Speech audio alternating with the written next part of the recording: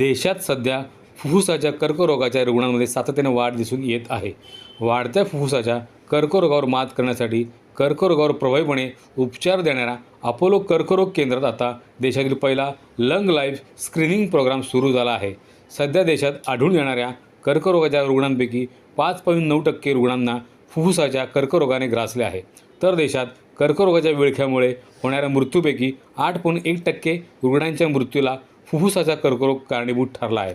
ही भयावह आकडेवारी ध्यानात घेत अपोलो कर्करोग केंद्राने जीवघेण्या फुफ्फुसाच्या कर्करोगावर मात करण्यासाठी लंग लाईफ स्क्रीनिंग प्रोग्राम सुरू करण्याचे निश्चित केले. फुफ्फुसाच्या आजाराचे वेळेस निदान व्हायला हवे. वेळेवर या कर्करोगाचे निदान झाले तर रुग्णांचा जीव वाचवणे शक्य होते. कॉज करता है एंड मेन रीज़न ये होता है कि इसका डिटेक्शन बड़ा लेट होता है. तो इसलिए हम लोग इस प्रोग्राम के माध्यम से हम ये सेंसिटाइज करना चाहते हैं पॉपुलेशन को, स्पेशली जिनमें चांसेस इस बात के ज़्यादा हैं कि उनमें लंग कैंसर के लिए प्रोपेंसिटी ज़्यादा है बिकॉज उनके किसी तरीके के रिस्क बिहेवियर की वजह से, जैसा कि आपको पता है टोबैको के साथ बहुत ज़्यादा एसोसिएशन है, इंडोर आउटडोर पॉल्यूशन के साथ बहुत ज़्यादा एसोसिएशन है. तो इस तरह के हैबिट्स या इस तरह के एक्सपोजर्स और कुछ तरीके के जो ऑक्यूपेशनल एक्सपोजर हो सकते हैं, एस्बेस्टॉस, रेडॉन एक्सेट्रा, उन सभी मरीजों में, उन सभी मरीज़ नहीं बोलूँगी, उन सभी लोगों में हम ये सेंसिटाइज करना चाहते हैं कि वो they should come forward, get themselves screened and यदि उसमें कुछ मिल जाता है तो वो एक्सपर्ट हैंड्स में आए. जैसे अपोलो हॉस्पिटल में मल्टी डिसिप्लिनरी टीम है जो ट्रीट करती है, तो उसके माध्यम से उनका बेहतर से बेहतर इलाज पॉसिबल है और उससे हम उनका survival outcomes, quality of life सब इम्प्रूव कर सकते हैं. मैं डॉक्टर पवन से रिक्वेस्ट करूंगी कि वो इस पर्टिकुलर प्रोग्राम के बारे में थोड़ा हाईलाइट करें. तो लंग लाइफ प्रोग्राम जो शुरू किया है अपोलो हॉस्पिटल में, लंग कैंसर स्क्रीनिंग प्रोग्राम दुनिया की बहुत सारी कंट्रीज में ऑलरेडी पॉपुलेशन लेवल पे, मतलब पब्लिक लेवल पे ऑलरेडी चल रहा है. जैसे अमेरिका हो गया, लंदन हो गया, यूके में ये लंग कैंसर स्क्रीनिंग प्रोग्राम वो अपने सुपरमार्केट्स तक लेके गए. उन्होंने ट्रक्स में सीटी स्कैन मशीन, छोटे मशीन इस्टेब्लिश करके वहाँ तक लेके गए. तो इंडिया में हम ये शुरुआत कर रहे हैं. ये प्रोग्राम ऑलरेडी कहीं कहीं पे चल रहा है, but mass scale country wide Apollo hospital में ये लॉन्च हुआ है. लंग कैंसर स्क्रीनिंग प्रोग्राम किसको ये सर्विस का बेनिफिट मिल सकता है? लंग कैंसर होने के बहुत सारे कारण हैं. उसमें से एक कारण जिनको स्मोकिंग का एक्सपोजर बहुत ज़्यादा है, सिगरेट, बीड़ी, हुक्का, किसी भी तरीके का tobacco smoke exposure lung cancer का सबसे कॉमनेस्ट कारण है. इन पेशेंट्स में हम सारे लंग कैंसर, सारे स्मोकर शायद ये अफोर्ड नहीं कर पाए, पर किसने इस पे ज़्यादा कॉन्सेंट्रेट करना है या यू शुड प्रमोट, और किसको फैमिली ने प्रमोट करना है कि इस टेस्ट का फ़ायदा उठाया जाए, वो जिन्होंने एक दिन में एक पैकेट 20 साल तक पिया हुआ है. More than 20 pack years history of smoke exposure, जो पिछले 15 साल में आइदर क्विट कर चुके हैं या तो एक्टिवली स्मोक कर रहे हैं, up to 15 years after stopping the smoking, इस प्रोग्राम का बेनिफिट हो सकता है. इसमें क्या किया जाता है, जब पेशेंट्स कोई अपने आप से कि आई एम डिक्लेयर कि मैं स्मोकर हूँ, मुझे इस अपने आप को लंग कैंसर के लिए स्क्रीन करना है, वो पेशेंट्स पल्मोलॉजिस्ट, कैंसर स्पेशलिस्ट या फिजिशियन, किसी भी अपने खुद के फैमिली डॉक्टर से ये चीज़ बयान कर सकता है कि मुझे इस तरीके का स्क्रीनिंग, या मैं स्मोकर हूँ और मुझे रिस्क लग रही है तो क्या करूँ मैं आगे. तो ये पेशेंट्स लंग कैंसर स्क्रीनिंग का फ़ायदा ले सकते हैं. इसमें सीटी स्कैन किया जाता है. ये जो रूटीन तरीके का सीटी स्कैन अवेलेबल है वही सीटी स्कैन है. बस इस सीटी स्कैन का फ़ायदा है कि ये लो डोज सीटी स्कैन, रेडिएशन ज़्यादा होना भी बॉडी के लिए हानिकारक होता है. तो लो डोज सीटी स्कैन का बेनिफिट हमें रिस्क से कम है. बेनिफिट बहुत ज़्यादा है, रिस्क बहुत कम है इसमें. तो स्टैंडर्ड मेडिकल भाषा में बोला जाए तो स्टैंडर्ड सीटी स्कैन में 7 मिलीसीवर्ट्स डोज का यूज होता है. लो डोज सीटी स्कैन में 1.4 और उससे भी कम डोज का यूज होता है. एक low dose CT scan 15 X-rays के कंपैरिजन में है जो कॉमनली किए जाते हैं. तो उन सीटी स्कैन में अगर ये पेशेंट्स आते हैं, उनको सिंपल सीटी स्कैन किया जाए.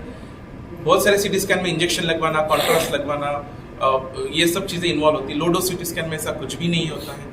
ना पेशेंट को फास्टिंग रहने की ज़रूरत है. तो it is a very simplest test. Simple loose clothes पहन के आने, उनको हॉस्पिटल के क्लोथ्स में भी चेंज नहीं करना होता है. और ये test within 20 seconds breath hold में ये टेस्ट हो सकती है. तो लेस देन 1 मिनट में पेशेंट का स्कैन होकर हमें रिपोर्ट मिलता है. ये रिपोर्ट हमारे एक्सपर्ट रेडियोलॉजिस्ट, आर्टिफिशियल इंटेलिजेंस का सहारा लेके और पल्मोलॉजिस्ट खुद इस रिपोर्ट्स को रीड करते हैं, नोड्यूल्स को देखते हैं. कोई भी नोड्यूल डिटेक्ट होना मतलब कैंसर ही है ऐसा नहीं है, ये कोई इन्फेक्शन भी हो सकता है. इसलिए पल्मोलॉजिस्ट या डॉक्टर को मिलना जरूरी है उस रिपोर्ट के बाद कि अगर ये इन्फेक्शन है तो उसके लिए ट्रीट किया जाए. पर अगर ये कैंसर की जैसा दिख रहा है और एक स्मॉलर साइज में है, अगर जो नोड्यूल डिटेक्शन होता है वो 6 मिलीमीटर तक का नोड्यूल पकड़ लेता है, बहुत स्मॉलेस्ट नोड्यूल सीटी स्कैन पकड़ सकता है, और इस नोड्यूल को हम ईयरली फॉलो करते हैं। सपोज कोई नोड्यूल का साइज 8 मिलीमीटर 1 सेंटीमीटर तक हो जाता है, 8 millimetre and more is suppose to be threshold, उसके ऊपर बायोप्सी रिकमेंडेड है। तो ये patients further PET scan, CT scan से इवैल्यूएट होकर बायोप्सी किए जा सकते हैं, और with that smallest size 1 centimetre के साइज में हम लंग कैंसर को पकड़ के उसका इलाज कर सकते हैं। Best cure is offered by surgery. तो उसी स्टेज में अगर बीमारी पकड़ में आ जाए तो सर्जरी हो सकती है, और डॉक्टर राजेश शिंदे जो खुद रोबोटिक सर्जन है, जो मिनिमल एक्सेस सर्जन है, मिनिमम एकदम छोटा सा की होल करके ऑपरेशन करके सेकंड थर्ड डे पेशेंट घर जा सकता है। कितने खर्चे की लागत से इसी सर्जरी की जा सकती है? सर्जरी का जो कॉस्ट है वो डिपेंड करता है कि हम रोबोटिक से कर रहे हैं या दूरबीन के द्वारा किया जा रहा है। सर्जरी का जो कॉस्ट है वो डिपेंड करता है कि हम कौन सा सर्जरी कर रहे हैं, हम ओपन सर्जरी कर रहे हैं, रोबोटिक सर्जरी कर रहे हैं या दूरबीन के हिसाब से कर रहे हैं। अगर ये अर्ली स्टेजेस में डिटेक्ट होता है तो ये दूरबीन द्वारा या रोबोट के माध्यम से किया जा सकता है। एवरेज कॉस्ट अराउंड 2.5 से 3 लाख रुपए में अर्ली स्टेजेस में अगर होता है तो सर्जरी हो जाती है। कोई आम आदमी इस चीज़ को स्क्रीनिंग करवाना चाहे तो उसको क्या लागत है? जैसे हमने बताया, अगर कोई स्क्रीनिंग के लिए आना चाहता है तो हमारे यहाँ पे जो हमने ये प्रोजेक्ट चालू किया है उसका कॉस्ट हमने 4,999 रखा है। ये 5,000 में हम एक सीटी स्कैन करेंगे, एक चेस्ट फिजिशियन जो लंग स्पेशलिस्ट है उनका कंसल्टेशन कराएंगे, और साथ में ही पल्मोनरी फंक्शन टेस्ट जिसको पीएफटी कहते हैं वो करेंगे। तो ये 5,000 में ये 3 चीज़ें इंक्लूडेड है। ये टेस्ट कितने में हो सकता है? पूरा इलाज मुश्किल है, डिपेंड करता है कि हम एक्चुअली कौन से स्टेज पे कैंसर को डिटेक्ट करते हैं। एक अगर फर्स्ट स्टेज में है तो सिर्फ सर्जरी लगेगा, सेकंड और थर्ड स्टेज में अगर होता है तो हो सकता है कि हमको सर्जरी के साथ साथ और कुछ चीज़ें भी लगे, जैसे कीमोथेरेपी, रेडियोथेरेपी या इम्यूनोथेरेपी। तो जो कॉस्ट है उसके ऊपर डिपेंड करेगा। हमेशा ऐसा ज़रूरी नहीं है कि आप कोई अगर किसी पेशेंट को कुछ तकलीफ नहीं है वो चल के आता है और हम जब सीटी स्कैन या पेट स्कैन करते हैं तो हो सकता है कि उनको पता चले कि इसको तो स्टेज 4 कैंसर है। उस वक्त पेशेंट कहेगा मुझे तो कोई तकलीफ नहीं है, मैं तो आया था यहाँ पे कि मेरा कैंसर फर्स्ट स्टेज में डिटेक्ट हो, लेकिन आप बता रहे हो कि स्टेज 4 में हो। वो पेशेंट का कैंसर स्टेज 4 में रहेगा, बट आज तक उस घड़ी तक उसको कोई कंप्लेंट नहीं थी, सिम्टम्स नहीं थे। सो उस वक्त ट्रीटमेंट का कॉस्ट जो है वो अलग रहेगा, ट्रीटमेंट अलग रहेगा। सर किस तरह awareness So it will be for general public as well as it will be for the doctors. So जो general practitioners हैं उनको sensitize करेंगे कि ऐसा these are symptoms, these are patients whom you should refer. And for the general public कि किसको सामने आना चाहिए ये टेस्टिंग करना। मैडम प्रोग्राम ही बनाया गया है इसीलिए क्योंकि देश भर में इसको लॉन्च किया जा रहा है, तो ये अवेयरनेस पैदा करने के लिए ही ये प्रोग्राम दिया गया है आगे, ताकि ये मैसेज हर इंसान तक पहुंचे कि अगर हम स्मोकिंग कर रहे हैं, हमारा रिस्क है लंग कैंसर का, तो हम आगे आए, हमारी जांच कराएं, और अगर जल्दी पकड़ में आए तो उसका इलाज किया जा सके। सर तो महिलाएं सोशल मीडिया के जरिए, आपके जरिए हम चाहते हैं कि ये प्रोग्राम की जो मैसेज है जड़ जड़ तक पहुंचे, लोगों तक पहुंचे, तो यही अवेयरनेस क्रिएट करना हम चाहते हैं। सर महिलाएं में खास करके ब्रेस्ट कैंसर देखा गया है, तो महिलाएं कहीं ना कहीं शर्माती भी है, आगे नहीं आना चाहती है, तो उनके लिए कुछ आपके पास सॉल्यूशन है या सजेशन कुछ? तो ये जो सीटी स्कैन है उसमें उनका कुछ ज़्यादा एक्सपोजर वगैरह नहीं होता है, इजीली अप्लाई कर सकते हैं। सो उनके लिए मेन है कि उनको अवेयरनेस रहना चाहिए कि हमको भी रिस्क है, हमको भी चेक करना चाहिए। ऑफ कोर्स स्मोकिंग हिस्ट्री रहेगा या प्रोफेशन का हिस्ट्री, चूल्हा स्मोक का एक्सपोजर रहेगा तो ये रिस्क ज़्यादा होता है। हमारे जो हेल्थ चेकअप्स हैं, जो जनरल हेल्थ चेकअप्स हैं, वहाँ पे हर एक को इस मैटर में सेंसिटाइज किया जाएगा कि ये आप आगे बढ़ सकते हैं अगर आपको सिम्टम्स है तो ये भी उनको हेल्प करेगा।